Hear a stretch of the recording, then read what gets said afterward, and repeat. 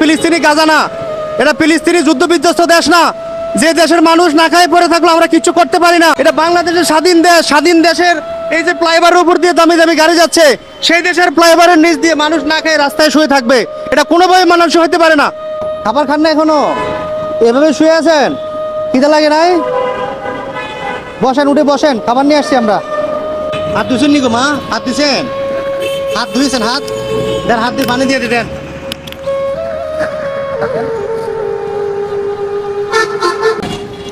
তো মা, আপনার তো অনেক কষ্ট হচ্ছে এখানে রাতে শুয়ে থাকা রাস্তার মধ্যে।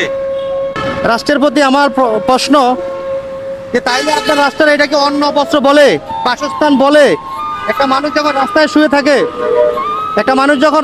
থাকে, এই যে মিনিমাম 60-65 উর্ধ্ব একটা বয়স্ক মহিলা মা আমাদের রাস্তায় শুয়ে আছে, আমার কিচ্ছু বলার নাই। আমি জানি না মৃত্যুর পরে আমাদেরকে আল্লাহ পাক ক্ষমা করবেন কিনা। আর এটা তো ফিলিস্তিনি গাজা না, এটা ফিলিস্তিনি যুদ্ধ বিধ্বস্ত দেশ না, যে দেশের মানুষ না খায় পড়ে থাকলো আমরা কিছু করতে পারি না। এটা বাংলাদেশের স্বাধীন দেশ, স্বাধীন দেশের এই যে ফ্লাইওভারের উপর দিয়ে দামি দামি গাড়ি যাচ্ছে, সেই দেশের ফ্লাইওভারের নিচ দিয়ে মানুষ না খেয়ে রাস্তায় শুয়ে থাকবে, এটা কোনোভাবে মানুষ হতে পারে না। আরে ক্ষমতা তো চিরস্থায়ী থাকে না, সময় ক্ষমতা কিছুদিনের জন্য মানুষের কাছে আসেন না? যারা ক্ষমতাপ্রাপ্ত আছেন, যারা দায়িত্বপ্রাপ্ত আছেন, আসেন, মানুষের পাশে দাঁড়ান, জীবনটাকে অন্তত কাজে লাগান, মৃত্যুর পরে জবাব দিতে পারবেন। কিন্তু এই সমস্ত মানুষ যারা রাস্তায় পড়ে আছে, আমার কোনো কিছু বলার নাই। আমি আমার সাধ্য অনুযায়ী, আমার সামর্থ্য অনুযায়ী খোদার কাছে কসম করে ফেলেছি, নিজের চলার পাশাপাশি যতটুকু পারি মানুষের, অসহায় মানুষের পাশে থাকবো, অসহায় মানুষের পাশে থেকে মৃত্যুবরণ পর্যন্ত চলে যাব। একটুকু খাবার দিয়ে হয়তো কিছু সান্ত্বনা দেওয়া যায়, বাট চিরস্থায়ী কোনো সমাধান নয়।